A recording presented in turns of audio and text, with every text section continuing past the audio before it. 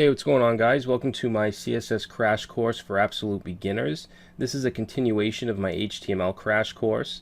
In this video, I'm going to try and cram as much information about CSS that I can, starting from scratch. And you don't need to have any experience at all whatsoever with CSS to follow along. Alright, so a few things before we get started. I want to stress that this guide is for beginners and people that don't really know anything about CSS. It's a continuation of my HTML crash course on YouTube, so unless you know HTML pretty well, I would suggest going back and watching that video first, and the link is in the description. Alright, now it's important to know that when it comes to CSS, it's much more free than HTML, meaning that there's many ways to do the same thing.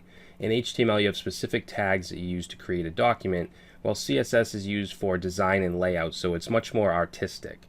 Many advanced web developers still struggle with CSS because it's much more right brain. However, when you're following along with this guide, you'll notice that we're going to be looking at the CSS syntax, not so much creative and artistic abilities or styling trends and stuff like that. Alright, so hopefully that makes sense. Also, we're not going to be covering more advanced topics like Flexbox and animation. Flexbox is a CSS3 layout mode, and it does things like align elements very easily, but I think it's too advanced for this video. Plus, I do have a video called Flexbox in 20 minutes that teaches you all about it, so if you want to learn more about Flex, I'd suggest watching that after this. Alright, and I will be doing an advanced CSS3 video very soon, and that'll include things like animations and transitions, all the pseudo elements, things like that. Alright, so we can't cover everything in this guide. This is a crash course, but I will be covering the most essential and useful parts of CSS. Alright, so let's talk a little bit about what CSS actually is. It stands for Cascading Style Sheets. And like HTML, it's not a programming language. It's actually a style sheet or a styling language. It's used for website layout and design, and it's used alongside of HTML. Now, it can also be used with other markups like XHTML, XML, SVG, but it's most commonly used with HTML. Now, by default, CSS doesn't have any logic like a programming language does. It's strictly presentational. However, there are technologies such as Sass and Less that do allow you to extend the functionality of CSS and allows you to use things like variables and conditionals. But that's way beyond this course. I did want to let you know that is an actual thing. Alright, and I do have videos on Sass and Less on my channel if you're interested. So all you need to get started, just like when in the HTML crash course, we just need a text editor and a browser. We'll be using Google Chrome as our browser and Sublime Text as the editor. I went through the installation of Sublime Text back in the HTML crash course, so I'm not going to do that again. You can use Sublime or you can use something else. Atom and Visual Studio Code are fantastic editors, but I do think they're overkill for this particular video. Alright, Notepad++ and TextMate are also some very simple and very light solutions. Alright guys, so we're going to go ahead and get started. Let's create a new folder. I'm going to put it on my desktop, and I'm just going to call this CSS Crash Course. Alright, now there's going to be two things that we're going to do. First, we're going to build like a cheat sheet like we did with the HTML crash course, where it's not really a put together site or anything like that. It's just a way for us to learn. It's a way for us to add classes and IDs and then go through all the specific styling rules and stuff of CSS. And then after that, we're going to actually lay out an actual, I wouldn't really call it a website, but I guess a website homepage where we use HTML5 semantic tags, and I show you how to float things and just create a basic web page. Alright, so let's go ahead and create a new folder in here, and I'm going to call this CSS Cheat Sheet. Alright, and that's what we're going to be working with first, but then I'm also going to create a folder called My Website, and that's what we'll be working with after. So for now, we're going to work in the cheat sheet. So let's go in there. Let's create our index.html file. Alright, and then what I'm going to do is I'm going to open this up in Sublime Text. I'm actually going to open up Sublime, and then I'm going to go to File, Open Folder, and we're going to go to, where is it, the desktop, CSS Crash Course, and I'm going to open that up, and then you can see I have both folders over here. Okay, so we're kind of treating these both as different projects. So we're starting in the CSS cheat sheet. So let's open up the index.html, and with Sublime we can say HTML tab, and that's going to give us a basic structure. And I went over all of this in the HTML crash course, so if you don't understand what this is, please go back and watch that video. So for the title, let's just say CSS cheat sheet. Alright, and before we write anything, I just want to go over the different types or the different methods of using CSS. So there's three main ways of adding CSS to an HTML file. There's inline, internal, and external. I'm going to show you an example of all three, but let's talk about the difference first. So inline CSS means that you're adding a style attribute to the actual HTML tag, just like you would any other attribute like title or href. This is not what you want to do. It's horrible practice, and you'll never see a professional web developer do this. One of the key rules to follow as a developer or a programmer with any language is to keep the presentation, the functionality, and the styling completely separate, or as much as possible. Using inline CSS is mixing that presentation with styling, and it's not efficient, it's not scalable, and it's just not practical. Inline CSS refers to using style tags within the head of your HTML page. We did do a little bit of this in the HTML crash course at the end. And this is a hell of a lot better than using inline CSS because it does separate the style from presentation, but it's still not the suggested method. This makes it so that the CSS that you're writing can only be used in that particular HTML file. Alright, it also fattens up the HTML file, and you want to keep it as slim as possible with just HTML. The third option is the best and the most used, and that's to use an external CSS style sheet. You can create a separate file with a .css extension, and then you can simply link that file to whatever HTML file you want, whatever you want to use that CSS with. Alright, so we're going to be using the external method, and that is, for the most part, suggested all the time. Alright guys, so let's go ahead and open up our index file in our browser. Alright, so we have our CSS cheat sheet. I'm just going to open index.html, which is going to be completely blank. Actually, the title, did I not save this? No, I didn't save that. So if I reload, now you'll see we have CSS cheat sheet in the title. If I do a Control U, you'll see the source code, which just matches what we have over here.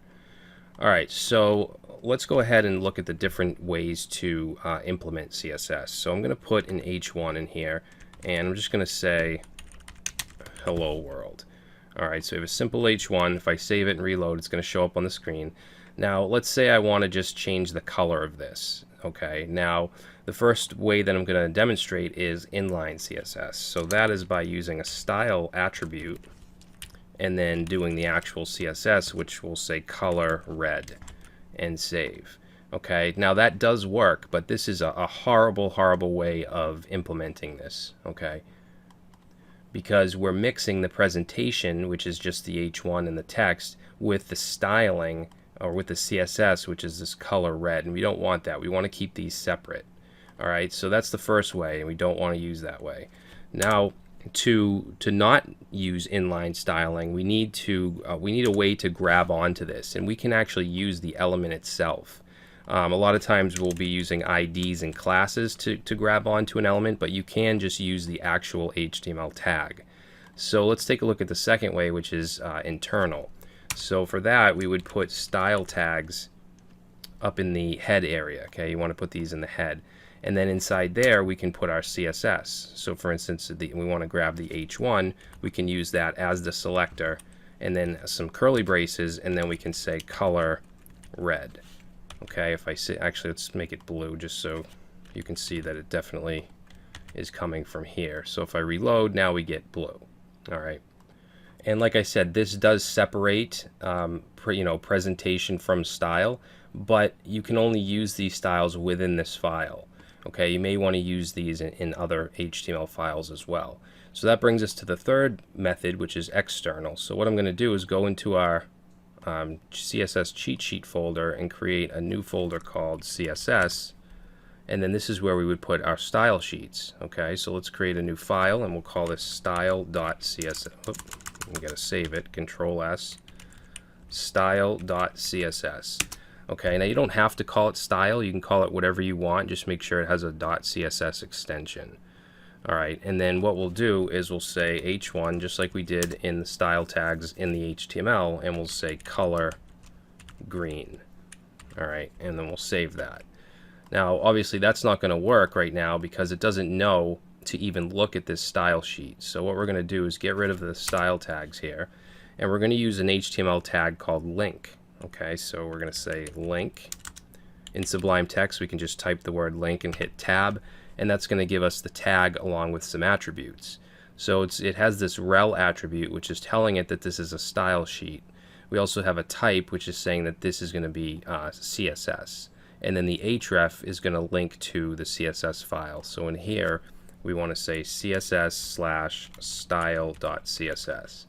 And the reason I put this CSS slash is because it's located in the CSS folder right here. So you have to specify the entire location. All right, so let's save that and reload, and now you'll see that it's green. It's actually looking at this style.css file. All right, so that's the recommended way to do it. And if we wanted to use these styles in another HTML file, all we have to do is put this in there. So let's look at a quick diagram of a CSS selector and a declaration. So this is the basic format. So we have the selector here. In this case, we're saying A. So an A tag is a link. Okay, we learned that in the HTML crash course. Now you can use the actual element like this, but what this is going to do is it's going to apply this style to all links everywhere.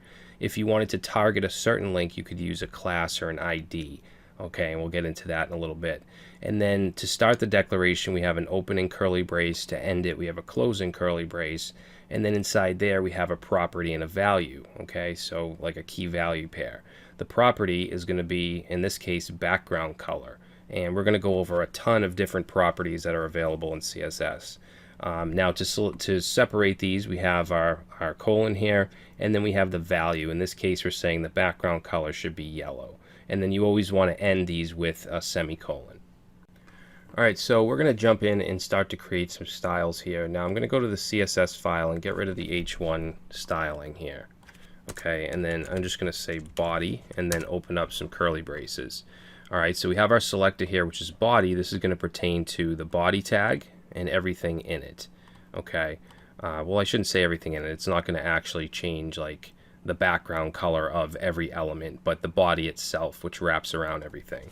So let's add a background color, and I'm going to change this to a value which is going to be a hexadecimal color, and I'm going to go over this in a second, but it's going to be $ F4 3 times. So if we save this and we reload, notice that the background, first of all, the green text went away because we got rid of that style, but the background of the body is now light gray. Okay, this is a hexadecimal value for light gray.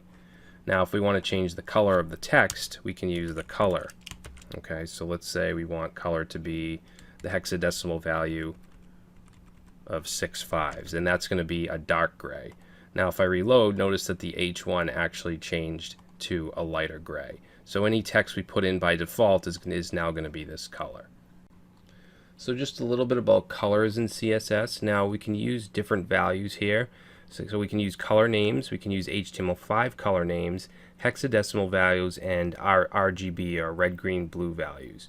So with this example here, we're using color names. So color red, we can use blue, yellow, very common colors. And then HTML5 added some extra colors here. Okay, so for instance, coral, which is like a light orange, and there's a lot of them. There's misty rose. There's all types of weird colors that you can look up. All right, now hexadecimal values look like this. We have the $, and then you have a code which pertains to that specific color. Okay, 6 zeros is going to be black, and 6 Fs is going to be white. You can also use shortcuts and use three characters as well for some of these, and I'll show you that in a little bit. And then we can also use RGB values. So we use RGB and then some parentheses and then the value of red, green, and blue. Okay, so here we have blue at 255, which is going to make this color a certain shade of blue. All right, so back to our HTML and CSS. Now what I'm going to do is under the H1, I just want to put in a paragraph. And in Sublime, we can type in the word lorem and tab, and it'll give us a bunch of sample text. All right, we'll reload that just so we have something else to look at. So for the body, I'm also going to add, I'm going to change the font. So let's say font family, and I'm going to say Arial. And then if for some reason Arial can't load, it's going to load what we put here. Let's say Helvetica. And then we're going to do sans serif. All right, so let's save that and reload, and notice that the font has now changed. Now, in CSS, you have web-safe fonts, and then you have other fonts which you can use. Now, web-safe fonts means that you don't need to import any kind of special font. You can just use it, just like we did here. All right, if you want to use some kind of specialty font from, let's say, Google Fonts, you'd have to bring that in like you would a style sheet and then apply it. All right, so let's take a look at some of the web-safe fonts. So here's an example of the different font families that we can use, and we don't have to import any kind of special font files or anything. So this is what we use, the Arial, Helvetica, Sans Serif. We also have Arial Black, Bookman Old Style, Comic Sans, Courier, which is kind of like a Microsoft Word type font. Let's see what else, Georgia. Verdana is pretty nice. I like Verdana. I like Tahoma. Times New Roman, which is the default. If you don't apply a font, that's what the default will be in most browsers. And that's pretty much it. So these are the web-safe fonts. And when we talk about serif fonts, you can see that the serif fonts have the little hooks on the end here of the letters, and then sans serif is kind of a flat look. All right, so that's the basic difference between those. I'm not an expert on fonts or anything like that, but I just wanted to give you guys an idea of what's considered a web-safe font. All right, so let's get back to our CSS. I'm just going to make this wrap so that you guys can see everything. We'll just do word wrap. And let's go ahead and add, let's change the size of the font. So for that, we can simply just say font size, and we'll set that to 16 pixels. And if we save and reload, it's going to look the same because that was actually the default. But if I wanted to change this to, let's say, 12 pixels, reload, you'll see it gets much smaller. All right. Now, we can also change the font weight from here. So if we say font weight, we can set that to bold and reload, and it'll make everything bold. You can also use numbers like 400. You can change the boldness with the number as well. But we're going to keep this at normal, okay, by default. Now, there's actually a shorter way to do this when you're dealing with these font dash styles here. We can actually just use font, and then we could say normal for the font weight, and then we could do the font family, which would be Arial, Helvetica, sans serif, and then we can just put the font, actually let's put the size here, so 16 pixels. Alright, and then if I get rid of these three and reload, we get the same thing. Okay, so it's just a shorter way of doing it. And let me just put a little comment here, and I'm just going to say same as above. Alright. And, you know, I'm leaving all this stuff here so you guys have this as a reference. Normally you wouldn't have both of these, but I want you guys to have this if you need it later on. Okay, another common style you'll see within the body is the line height. Okay, now notice that these lines look pretty close together, so I'd want to kind of separate them just a little bit. So what I'm going to do here is say 1.6 or EM, and let's save that and reload. And now notice that there's more space in between the lines. All right, that's what line height does. Now EM or M is just a unit to use in CSS. It's usually used for more responsive type websites. You could just make this pixels as well. So if we wanted to say 3 pixels for the line height, you'll see that there's only 3 pixels in between, which makes it unreadable. But you can do that. But we're going to stick to EM. Usually you'll see M for line heights. Alright, so what I'm going to do now is just add a little bit of HTML over here, some more HTML. So let's go, actually, you know what we'll do is we'll wrap the H1 and the paragraph in a div, and let's give that a class. We'll give that a class of, let's say, box-1. Okay, so wrap the paragraph and the heading. Okay, we'll push that over a little bit. I don't like how, yeah, I'm just going to make this a little bigger. So let's talk a little bit about the difference between class and ID. Now, as far as the browser goes and enforcing rules, ID and class, really, there's no difference when it comes to HTML and CSS. But what you want to do is you want to think of IDs as elements that are IDs that aren't going to be put anywhere else. They're going to be unique. So for instance, if you have a main nav bar, you might give that an ID of main nav bar because you're not going to be using that main nav bar ID on any other element. But if you're using something like, let's say, class box 1, where we're going to give this a background color and a border and stuff, you may use this box 1 somewhere else because you may want to apply that style.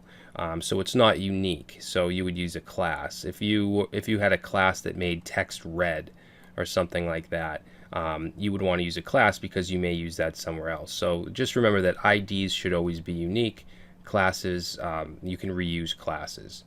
All right, and if you don't want to follow that standard, I would suggest just always using classes. You'll notice that with frameworks like Bootstrap, they don't use IDs for anything. It's all classes. You just don't want to repeat IDs. That's the bottom line. All right, so we have this div with the class of box1. So let's go ahead and save this, and then we'll go into our styling. And let's see, I'll just make this smaller. So to target a class, we use a dot. So remember, we called it box1, so we're going to say dot box1. All right. Now, what I'm going to do here is I'm just going to add a background color first of all. So let's say background dash color, and let's set it to like almost black, a dark gray, which is going to be 3 6 times. Now this is one of those colors where we can use a shortcut. Okay, we can actually use just 3 3s and it'll give us the same color. All right, so let's save that and reload, and notice that the background is now a dark gray. Oh, one thing I also wanted to do was on the body, I want to zero out the margin, and I'm going to go over margin later on, so don't worry about that, but I'm just going to set margin to 0, and that'll get rid of these spaces around it, okay, except for the top, because headings actually have margin by default. All right, so we have this box 1 with a background color of dark gray, almost black.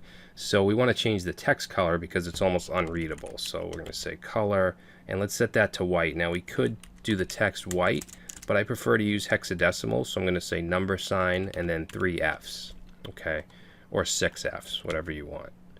Reload, and now the text is white. Now I would like to push everything in from the edges, and you'll see this a lot. Usually with websites, the content will be pushed in. It's not going to go all the way up to the edge. So what we can do is create a class. I'm just going to put it right here, and let's call it container. If you've ever used Bootstrap or other frameworks, you've probably seen this quite a bit. And we can set this to a width. Okay, so for right now, I'm just going to say 500 pixels. All right, and then let's go ahead and save that, and then let's apply that container. So let's wrap it around the box. Actually, I'm going to have this wrapped around everything.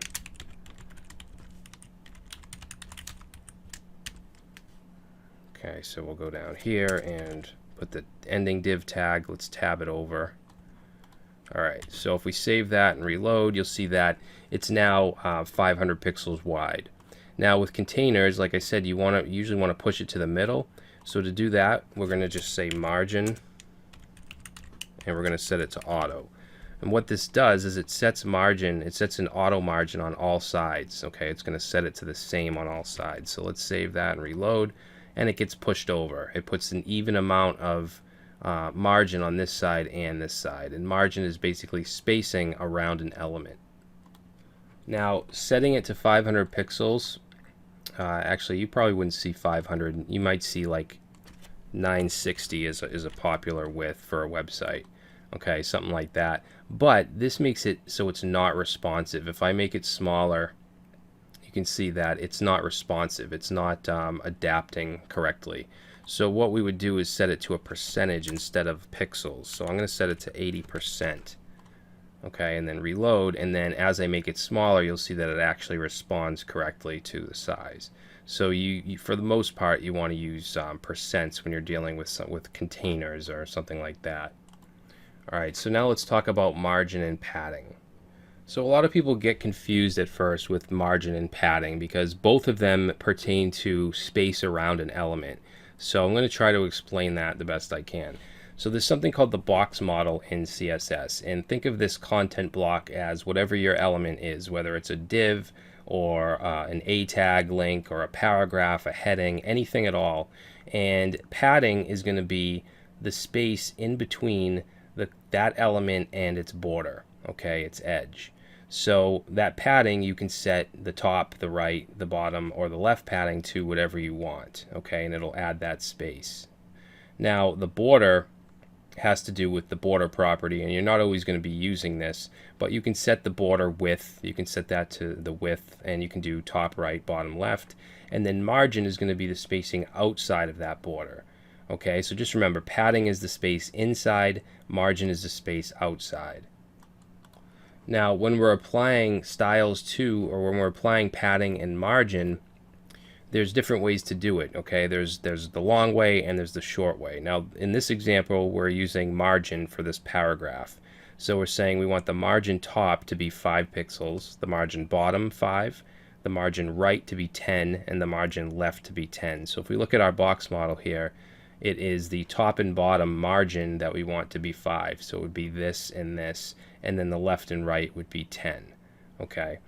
Now over here we have this same thing in a shorter syntax. So instead of doing margin top, margin bottom, and so on, we can just say margin, and then we can do top, right, bottom, left. Okay, that's what you need to remember: top, right, bottom, left. And you'll see top 5, top 5. Right 10, bottom 5, left 10.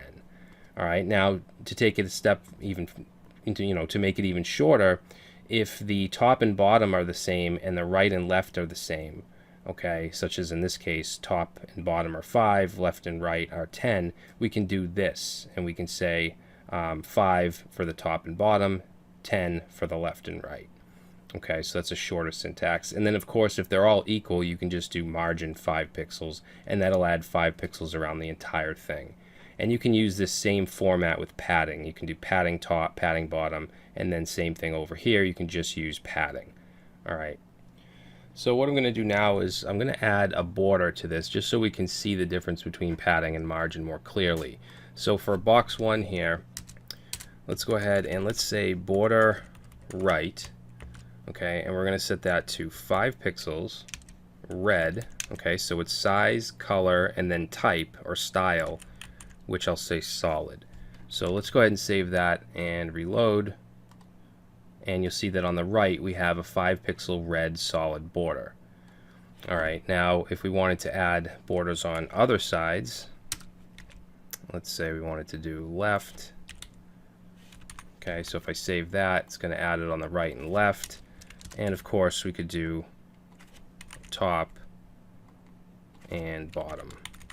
Alright, and that's just going to give it a 5 pixel border around the whole entire thing. Now, just like with margin and padding, there's shorthands. You don't have to do all of this if you want them all to be the same. Okay, so what we could do is we could just say border, and then we could say 5 pixels, red, solid. Okay, and then if we got rid of all of this and saved it, reload, we get the same thing. So this is what you would want to do instead of this. But I'm going to keep it there, again, just so you guys have it. Let's say same as above. Alright, now you can also target specific border properties like the size, the color, and the style. So let's say, for instance, we wanted to change the width. We could say border dash width and set it to 3 pixels. And if we reload, that's going to set all sides to 3 pixels. If we wanted to, let's say, just target the width of the border bottom, we could say border bottom width, and let's just set that to 10 pixels. Okay, so we can target it like that.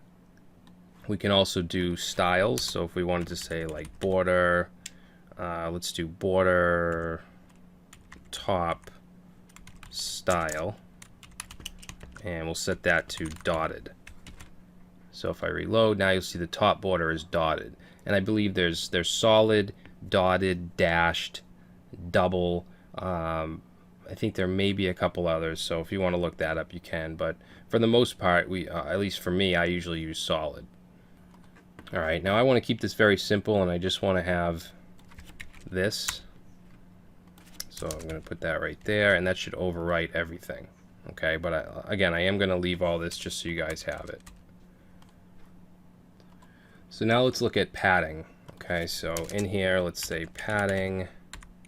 We'll say padding top, and we'll set that to 20 pixels. Reload, and you'll see that it adds it to the top. Now, there was initially some padding here because an H1 by default has padding.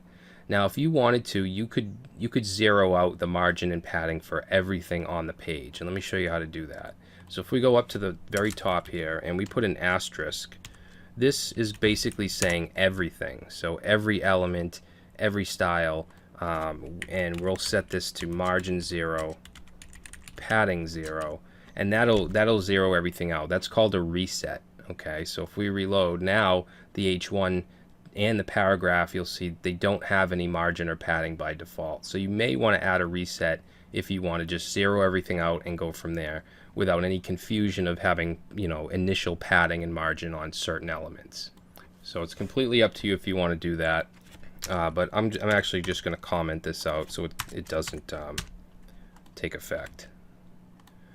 Alright, so we have some padding on the top, but what I want to do is add padding all around. So what I could do is we could do it the long way. So we could say bottom, right, left. Okay, we could do that. But you don't want to do that. Especially if it's going to be 20 pixels or no matter what size on any side, you just want to use padding. Okay, so we'll say padding 20 pixels. And let me just put a comment here, and I'm just going to say same as above.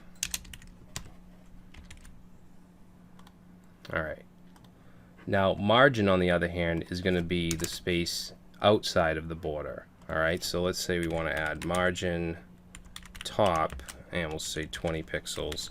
What that should do is move the entire thing down because it's going to add space above it. Okay, and again, we can do this with margin, or we could just say margin 20 pixels, and that's going to put it all the way around. Okay, you'll see that it actually got skinnier because it added 20 pixels here. But let's say we just wanted the margin on the top and bottom.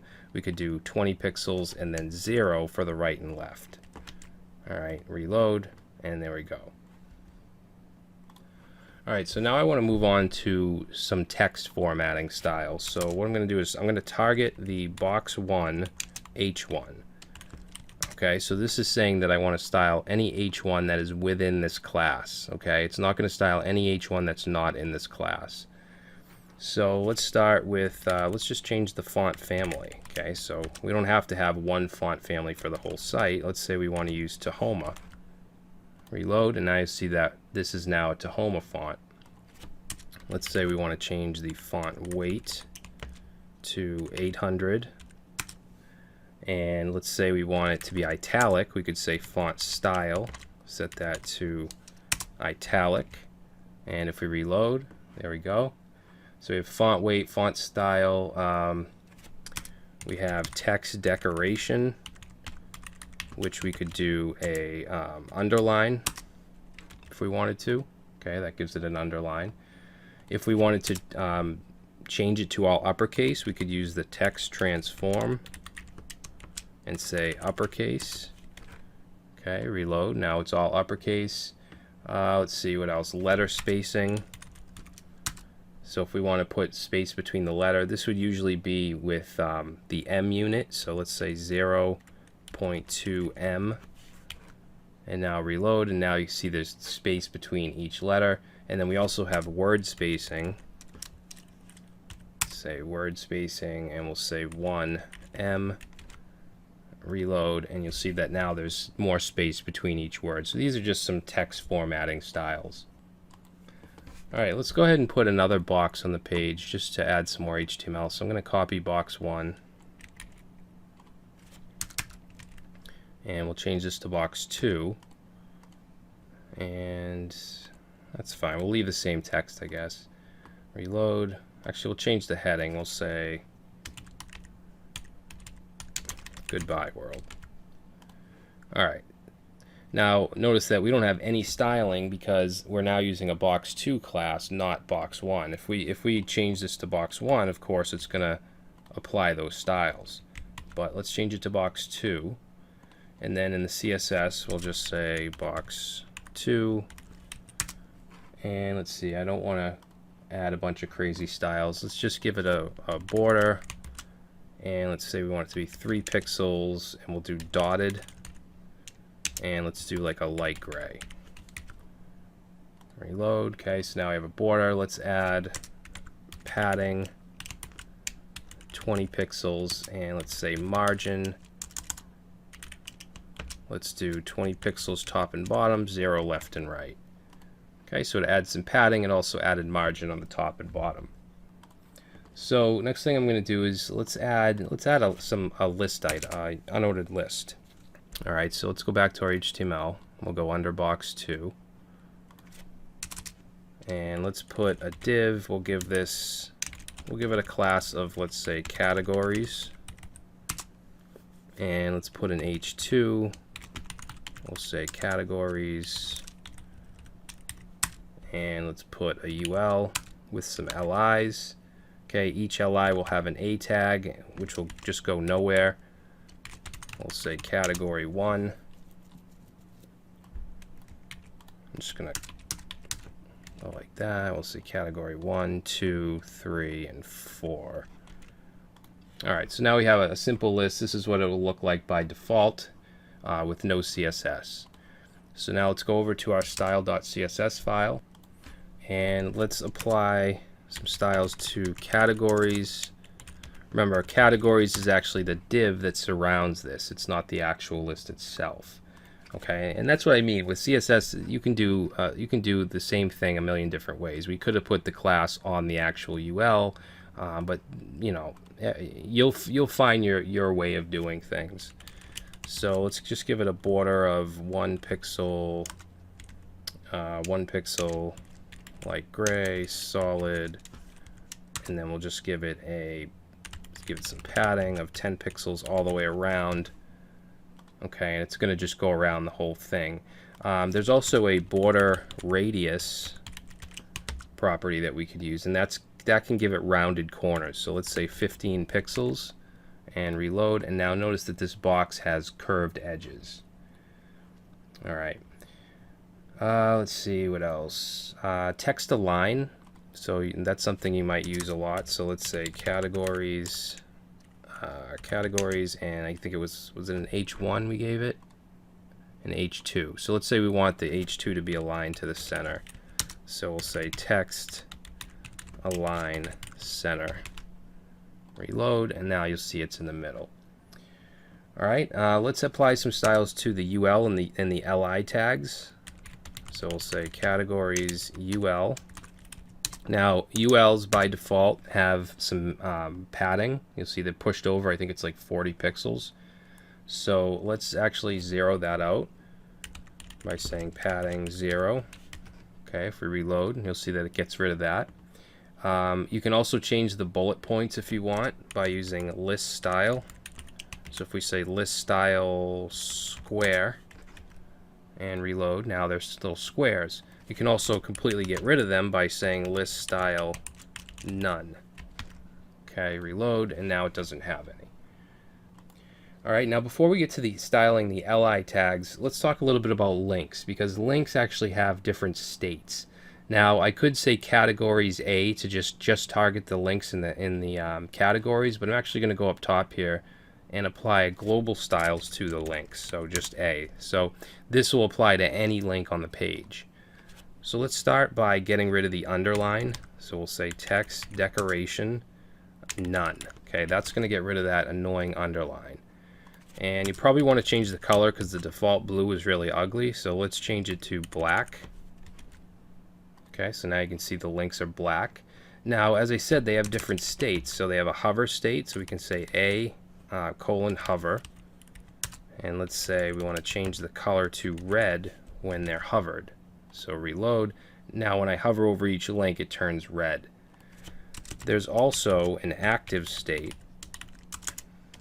Oops. And active, let's make it green. Active is just when you click on it, it just flashes real quick. You see how it turns green for a second when I click on it? That's meaning it's active. All right, we also have a visited state. So if we say a visited, and let's say color yellow. Okay, now if I reload, they're all going to turn yellow because we did visit all of these. But if we were to add another one, let's say category 5 and save, reload. Well, I guess that's, oh, you know what? Let's make it go somewhere else. We'll say test.html. Okay, so now it's black because it goes by the actual location. But if I click on that, obviously that goes nowhere because it's a blank page. But if we go back and reload, well, I guess it doesn't work because it's not an actual page. So I guess, I mean, if we created a test.html, that should turn yellow. I honestly can't remember the last time I used visited, but just so you guys know, you can do that. All right, so let's go back down to our categories and let's get rid of that style. Actually, I don't want the visited to be yellow. Let's make it black. All right. So now let's say categories LIs. And for the LI, let's add a little bit of padding to the bottom. So we'll say 8 pixels. And let's actually add a border to the bottom. We'll say dotted 1 pixel, and let's say 333 for the color. We'll reload, and now it looks something like that. All right. Let's actually do not 8 pixels, we'll do 6. All right. Now, for the bullet points, you can do this list style. You can do it on either the UL or the LI. And then we also have this list style image. Okay, and you can actually set this to an image like you would set a background image, which I'll get into later. So let's say URL, and we'll say /images/check.png. All right, and what I'm going to do is grab an image. Let's say checkmark images, and let's grab this check mark right here, and I'm just going to save it as check.png, and we're going to save it in our desktop, CSS crash course, CSS cheat sheet, and then I'm going to create a folder called images. Okay, and then in there we'll save it, and then let's go to our site and reload, and notice that it uses the actual size of the image. So I'm going to make that smaller. Okay, and you can do that however you want. I'm just going to open it with Photoshop. Let's see, is this the right folder? Desktop. All right, so I'm just going to open this real quick, and you, like I said, you can resize it however you want. I'm just giving you an example of what I do to resize images. So I'm just going to go to let's see, image size, change it to 10 pixels, and then I'm just going to resave it as a PNG file, save. So now it should be 10 pixels. So let's reload, and now you can see we have little checks next to our categories. All right, and you may want to push this over a little bit if you're going to use bullet points, because we set the padding to 0. But let's say we just want to say padding left 20 pixels, and that'll push it over. Alright guys, so we're starting to run out of time. I still want to get to the layout page, so this may be a little longer than an hour. But let's move on to forms, okay? Because forms are very ugly by default. And we want to stay within the container, which ends right here. I'm actually going to put a comment here. Oops.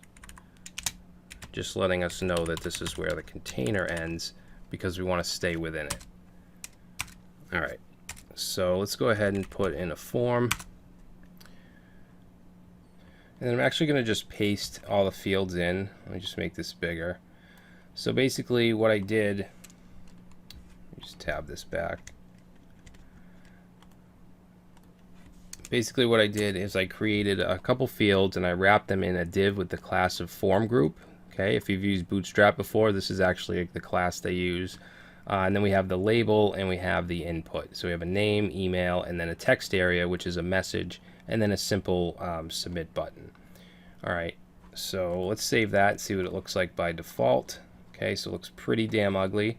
Now, I don't want you guys to have to look at the very bottom of the screen, so let me just really quickly, I'm going to put a div in here and just give it an inline style of margin top 500 pixels, just to push everything down or push everything up. All right. So let's go ahead and start to make this form look a little better. So we're going to go to our style CSS. Actually, let's give the form a class. So we'll say class my form. All right, and then in here we're going to target my form. And first of all, I'm just going to add some padding. We'll say 20 pixels. That'll be around the entire form. Okay, and then let's separate the form group a little bit, each field. So remember we gave it a class of form group. So we're just going to add some padding bottom of 15 pixels. Okay, that'll separate it a little bit. Now for the label, labels are inline. That's why they're on the same level as the input. Okay, inputs and labels are inline. I want this to be on a separate line without having to put an actual line break in. So what I'm going to do is I'm going to set the label. Actually, you know what? We should be putting my form before all of these, like that. All right, we'll say my form label, and then I'm going to display that. Even though it's inline, we can set it to be a block. Okay, and remember, block level elements, they'll put it on a new line and they go across the entire line. So if we save, now you'll see that labels are on their own line. Now let's make these text inputs look a little better. So we'll say my form input, and let's add some padding to make them look a little thicker. So we'll say 8 pixels, and then let's also set the width to be 100% of its container. So reload. Now, a couple things here. Notice that since we said just input, that's going to pertain to any input, even the button, which is also an input. If we had, let's say, a radio button, it would pertain to that as well. And it didn't target this because this is actually a text area. It's not an input tag. Now, what we could do is we can target certain types of inputs. So these are both text, right? So what we can do is put a set of brackets here, and we can say type equals text. And then what that's going to do, when I reload, it should disregard the button because that's not the type of text. Okay, see what I'm saying? And then the text area, we also want to add those styles to. So I'm just going to put a comma here, and we're just going to say dot my form text area. Reload, and then it applies it to that as well. Now let's add a little bit of styling to the button here. So what I could do is I could say my form input, and then we could say, whoops, we could say type equals submit. Okay, we could do that, and let's give it a background color of dark gray. We'll make the color white. Let's say padding on the top and bottom we'll do 15. No, we'll do 10 pixels, and left and right 15. And then let's say border none. Okay, let's reload, and now we get this button. Now this is fine, but what I want to do is I want to have a class called button that we can apply to any button and get this style. So instead of doing this right here, what I'm going to do is just change this to dot button, and since this is just global, not part of just the form, I'm going to just put it up here instead. So let's go like under the container, and then what I would do is apply that class to this input. Okay, well, actually I already did do it. So that should still work. All right, now if I wanted to put a button somewhere else, like let's say in box 2, or not even just a button, it could be a link. So we'll just put a link. We'll say read more. If we just leave it like that, of course, it's going to just look like that. But if we put class button, now we get that. Okay. And actually, since it's a link, we want the color to be white. So let's go back to button. Let's see, color.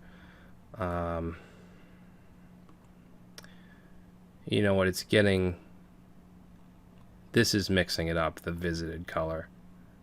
So let's actually get rid of that right there. There we go. All right, cool. So we can apply that class anywhere. And if we wanted to put a hover state for the button, we could do that as well. So if we say button hover, and let's say background red, color white, and now we have that color, that hover effect. All right, hopefully that isn't too confusing. So that's our form, very simple. Now what I want to do is talk about alignment and floating. Okay, so let's go back to our HTML. We'll go under the form, and what I'm going to do here is I'm going to put in 3 blocks. Okay, so let's say div, and let's give this a class of block, and inside these blocks we'll have an h3. We'll just say heading, and then we'll have a paragraph with some dummy text. I'm just going to make it a little shorter. Let's go like right there. Oh. And we're going to have 3 of these. So let's copy this whole div with the class of block, paste it in 2 more times, and reload. So normal flow, we're just going to have them on top of each other. But let's say we wanted to float them to go to the side. All right, we want them to go horizontally. So let's go to our CSS. Remember, they all have a class of block. So we're going to say we want these to float to the right. Actually, let's say float left. And we're going to set a width. Now, since there's 3 of them, I'm going to set the width to 33.3%. All right, and then let's just add like, actually, let's just do that for now. Let's see what that does. All right, so reload, and now we have our 3 blocks. Now, if I wanted to, let's say, put a border, we'll say 1 pixel solid C, and let's put in padding 10 pixels, and let's reload. Now that's going to mess everything up, because what it's doing is it's taking this width, which just barely fits everything in, and then it's adding 10 pixels padding, it's adding a pixel of border, which makes it too big to put all on the same line. So the easy fix for this is to add a property called box sizing. Oops, not box shadow, box sizing, and we set this to the value of border box. So if we save that and reload, now notice they're all back on the same line, because what this does is it makes it so that it takes in padding and border, and it takes this stuff in and applies it into the width itself, so that it's not adding it to it, making it too big or too wide. All right, so just to let you know. Now, when you get into Flexbox, Flexbox takes care of this stuff really nicely, and you can do a lot more. But like I said, that's too advanced for this video, for this tutorial. You might want to check out the Flexbox in 20 minutes video that I did. All right, so what about floating elements that aren't all the same width like this? Let's go ahead and do like a main area and a sidebar. So we'll go below those 3 blocks. Now, when you float stuff, you're going to want to clear it, because your next markup is going to be all messed up. It's going to be like up here. So what we do is we create a div. Let's give it a class of CLR. You might also see clearfix sometimes. I like to use CLR. And then I'm going to put this at the top, because this is kind of a global class. So we'll go like right here and say .clr. And we just want to add clear both. And that's going to clear any floats above it. Okay. And then what we'll do is create a div. This time I'm going to give it an ID. So I'll give it an ID of main block.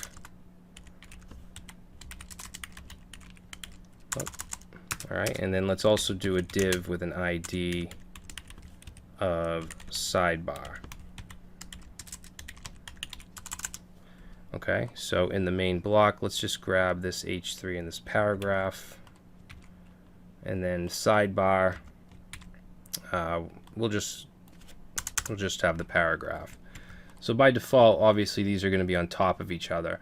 But let's say we want the heading to be kind of the main area and take up like this much space, and then the sidebar over here. So what we would do is go to our CSS, and remember their IDs, so we want to use a number sign, and let's say main block. Okay, main block, and we're going to float that to the left, and then I'm going to set a width of 70%, okay, because I want this to be kind of responsive. All right, and then let's copy that, and then for this we'll say sidebar.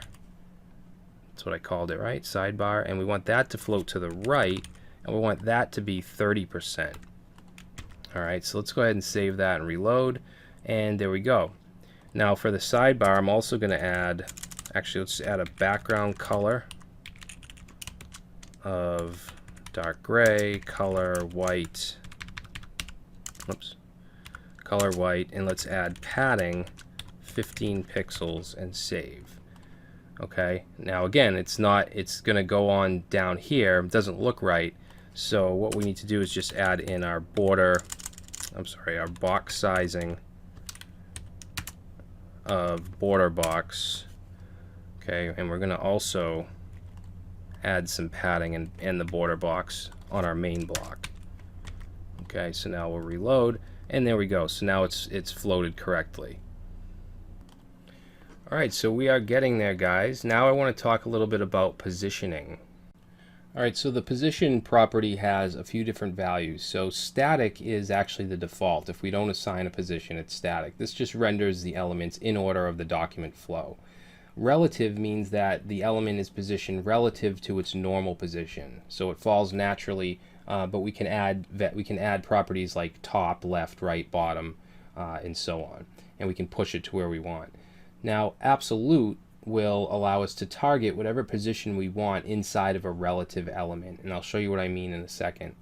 Fixed is a fixed position to the browser window, so no matter how much we scroll, where we are on the page, it'll always be in the same position.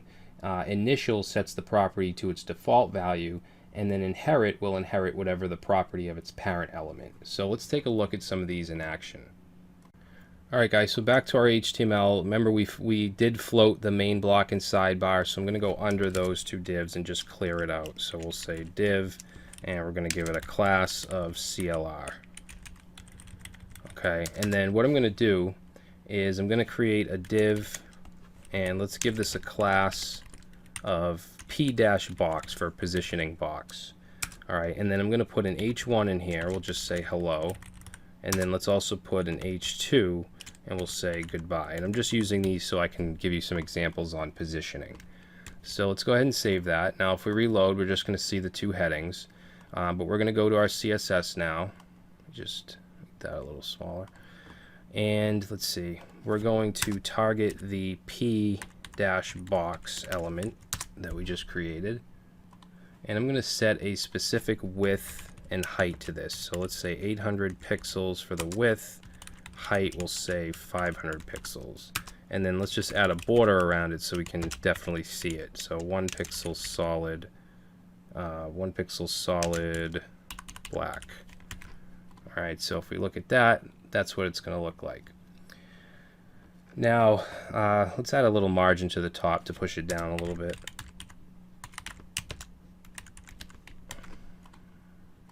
All right, so this is position static by default. Now I want these to be positioned absolute so I can move them around wherever I want within its element.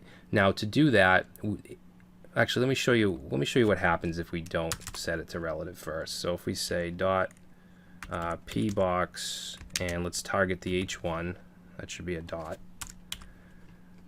All right, and then let's say top, and we'll set it to 40 pixels. So let's see what happens when I reload to this H1. Nothing.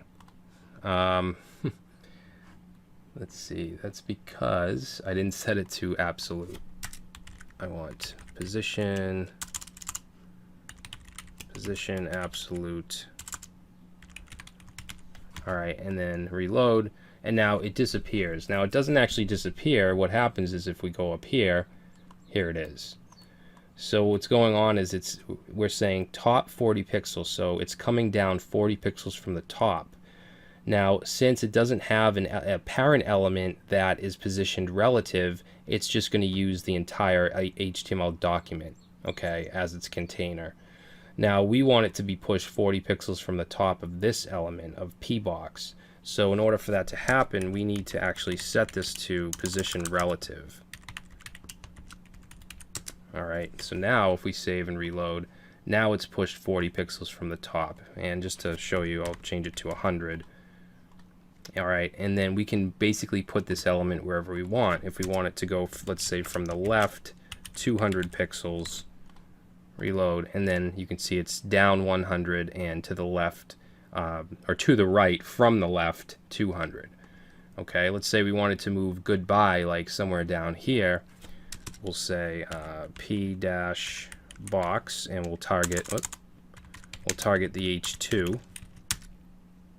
Set it to position absolute, and then let's say we want it from the bottom 40 pixels, and then let's say from the right 100 pixels. Okay, reload, and there we go. So you can see we can put this stuff wherever we want, and this is really helpful when you're building games that have to do with CSS. All right, you can imagine moving like a little image, a little checker or something around the board.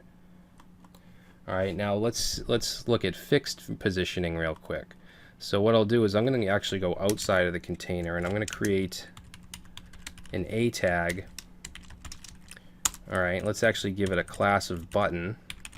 Okay, remember we have that button class. And I'm also going to give it a class of, let's say, fix me. Okay, so it has two classes now, fix me and button. Now if I reload, it's going to show down here. Whoops, we have no text inside the link. We'll just say hello. All right, so we have this button, hello. Now, if we set it to fixed, what it'll do is it'll be kind of stuck on the page somewhere, and wherever we scroll, it'll still stay there. So let me show you. If we go down here and we say dot fix me, and then we're going to set position to fixed, and then let's set top to 400 pixels. All right, so now if we save and reload, you'll see that that button is now going to stay there 400 pixels from the top of the browser, and it's not going to move, okay, no matter where we are on the web page. And that's really cool for like social media links, things like that, where you want the user to always see it. Sometimes you'll even see this with the nav bar, so when you scroll down, the nav bar still shows.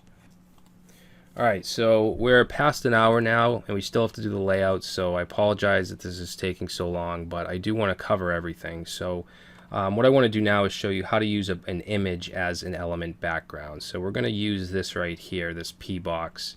So let's see, I'm just going to grab an image real quick. Let's say light abstract image. Actually, that's not what I want.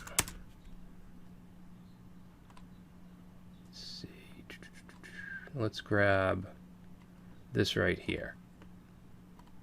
All right, so I'm going to grab this image, and I'm going to just save it as bg image.jpg, and we'll save it to our cheat sheet images folder. All right, and then let's go back and close those. Let's go back to our CSS, and under pbox, let's say background dash image. And then we're gonna say URL, and then in here we need a path to the image. So it's gonna be .. because right now we're in the CSS folder, but we want to go outside of it, so that brings us out. And then we want to go into the images folder, and then we want to call bg image.jpg. All right, so let's save that and reload. and now you'll see we have the image as the background. Now there's different background styles we can use. So for instance, the position. So let's go down here and say background position, and we're going to set that to, let's say, 100 pixels, 200 pixels, and reload. What that's going to do is it's going to push it down 100 pixels and push it over 100 pixels and down 200. Now notice that it's actually repeating. The image is repeating. Okay, this is the end, and then it repeats both ways. So what we're going to do is set background dash repeat to no repeat. All right, and reload, and now you'll see that it does not repeat. Now for a background position, you can also use, I cannot type position today. You can also use center, let's say center, and reload, and that will center it on the, horizontally and vertically. We could say center top, reload, and that'll center it top. So you can use pixels, or you can use center. You can also use percentages, I believe. All right, but that's all we're going to do with the background images. All right, so the last thing I want to do inside the cheat sheet is I want to show you a little bit about pseudo classes. So what I'm going to do is in the container under the P box, let's go ahead and put in a UL. We're going to have a bunch of LIs. I'm just going to say list item, and we'll copy that. I'm just going to have a bunch of these. Okay, so we'll reload. So we have a bunch of list items, and we can use pseudo classes to target certain things. So let's say that, well, let's give that a class actually. So UL class, we'll just call it my list. All right, so we'll say dot my list, and actually we're going to target an li, and then I'm going to use a pseudo class by using a colon, and we're going to say first dash child. Okay, and then we're going to set the background. We'll say background, and we'll set that to red. Notice that we don't have to use background dash color. We can use background, and then we can use either a color or an image here.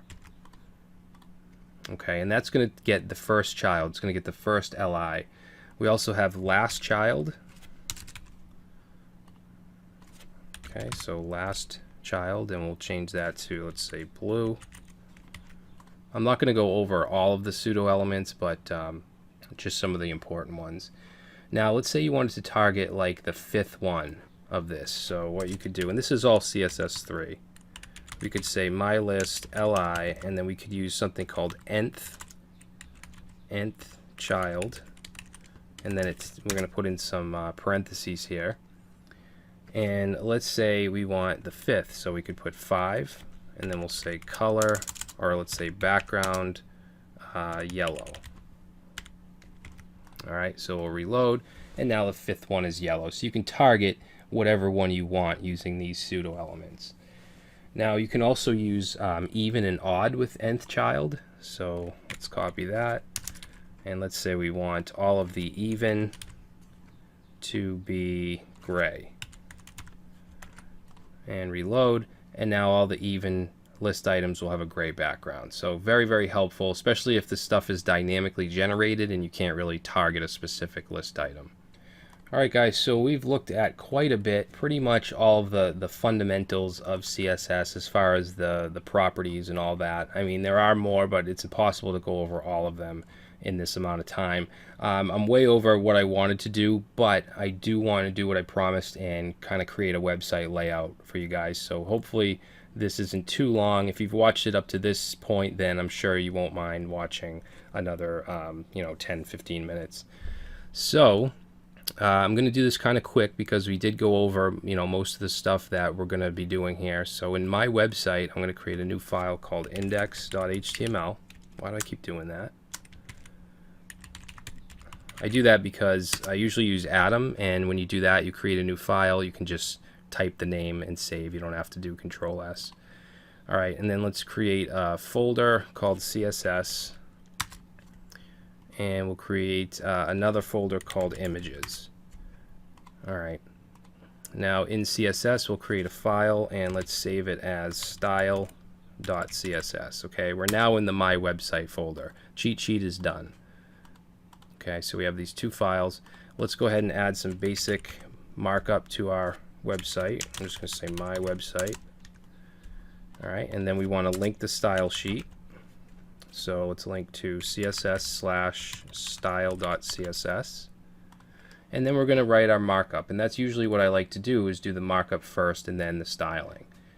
So we're going to be using HTML5 semantic elements. So let's start with a header, and our header is just going to basically have an H1, and we'll just call it My Website.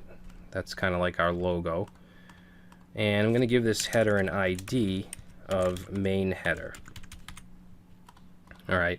Now, we're going to have a container class that's going to push everything to the middle and so on, but I don't want to wrap it around the whole site because I don't want everything to be pushed over. For instance, the header, I want the background color to go across the whole thing, but I want the content, the actual H1, to be, to have the container around it. So we're going to be using the container inside of this and inside a lot of our elements.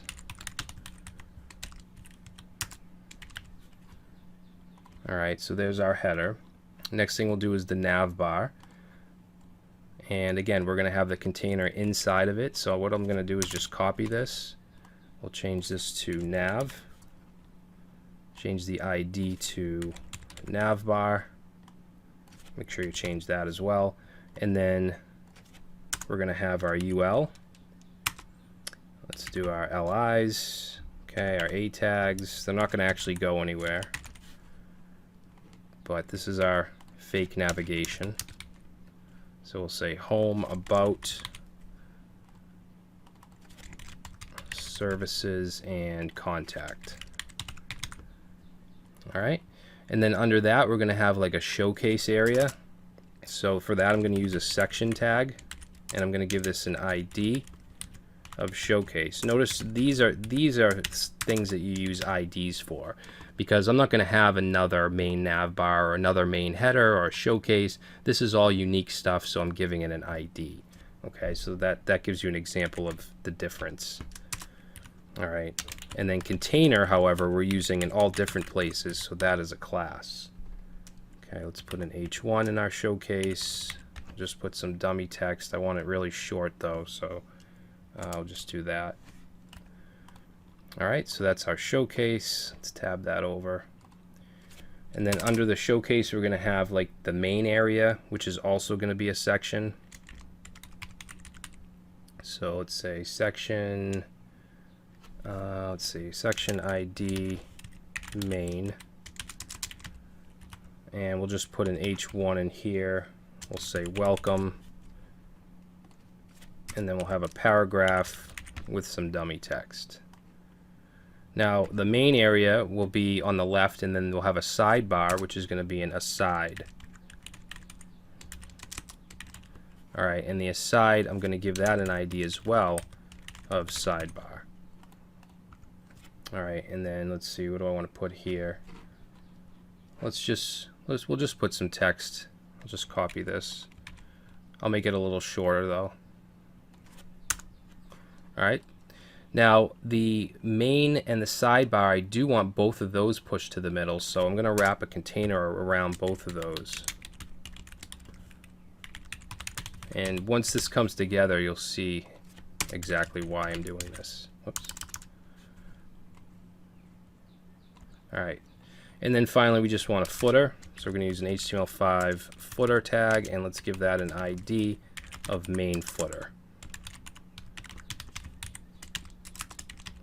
Okay, we'll put a paragraph, and let's say copyright ampersand 2017 My Website. Alright, so that should be all the markup. So now let's go to our file path here. It's in crash course / actually we'll just open it from Explorer. Let's see, My Website index.html. So that's what it looks like without CSS. Why isn't that? Oh my god, that should be copy. 2017. All right. So this is what it looks like without CSS. Now we're going to start to add our styles. Again, I'm going to be doing this kind of quick because a lot of this stuff we already went over. So let's say body. Let's say background or background color, light gray. A lot of the styles will be the same as well. So we'll say color will be 5, font family Arial, Helvetica, sans serif. Okay, we'll set the font size to 16. Let's set the line height. And these are just common settings that I use a lot, the line height and so on. And then I'm going to just margin out to 0. All right, and then the container. So container will be 80%. We want the margin auto. And we're going to set overflow to hidden so that there's no scroll bars even if something goes outside of its container. All right, now remember we have the header, which has an ID of main header. So for that, I'm going to set the background. Actually, let's do background color. And I'm going to set that to the color coral. And then set the actual text color to white. All right, so let's look at that. So that's what it looks like. Now we want to style the nav bar, and this is actually really easy. All we need to do is take the padding away from the UL, take the bullet points away. We need to float the links, or not float, but display them inline. Okay, so that you know, they float across. Well, I guess we will float them as well. I'm sorry, we're not going to make the links inline. We're going to make the list items inline. So let's grab the UL. So we'll say main, nav bar. Well, let's do the nav bar itself first. Excuse me. Which is going to have a background color of dark gray. We'll say color white. And let's say, actually that's fine, we'll just leave that. And then the nav bar UL, let's get rid of the padding. Let's get rid of these bullet points, so list style none. Alright, so if we go ahead and we look at it, that's what it'll look like.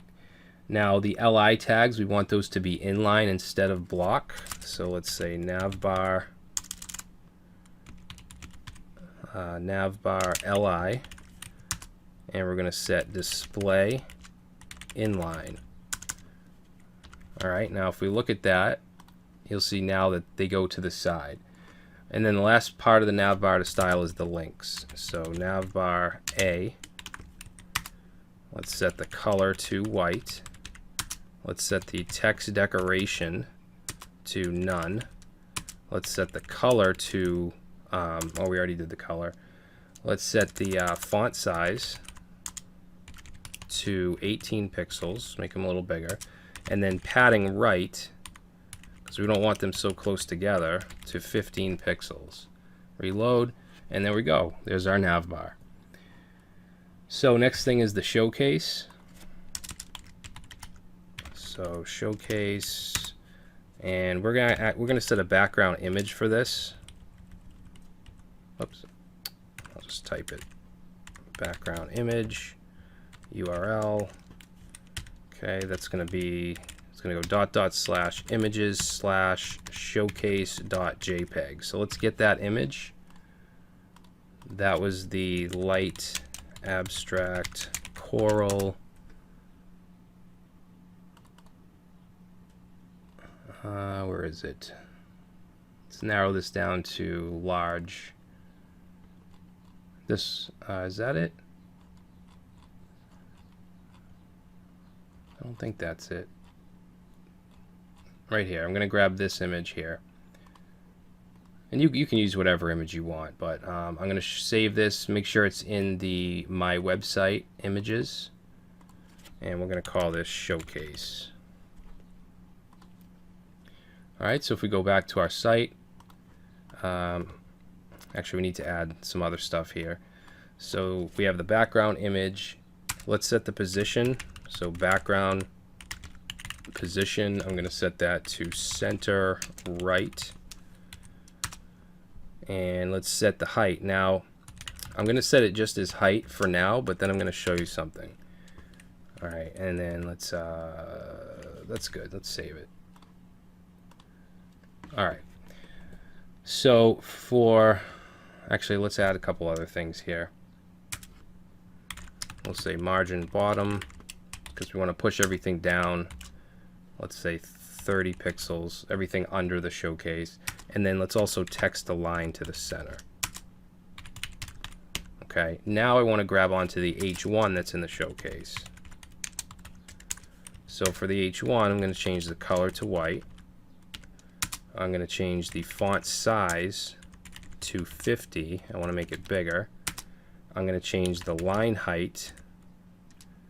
I'm going to change that to 1.6 em, and then just add some padding to the top, 30 pixels. So that'll move the H1 down. So let's go ahead and reload.